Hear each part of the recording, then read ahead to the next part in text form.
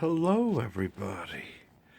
There was an earthquake last night, and I'd only been asleep for 3 hours. And now the alarm clock is going off. But I had fallen back to sleep finally, and then another little aftershock just happened. So, I'm very upset.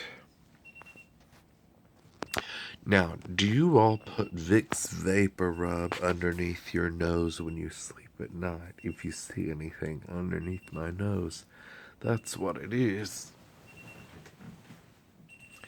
I recommend it because if you are asleep and you get the stopped up nose and feel like you're suffocating, then Vicks VapoRub, that is my secret.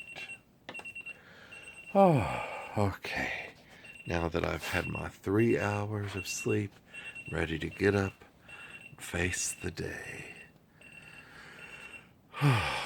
Goodbye, everybody.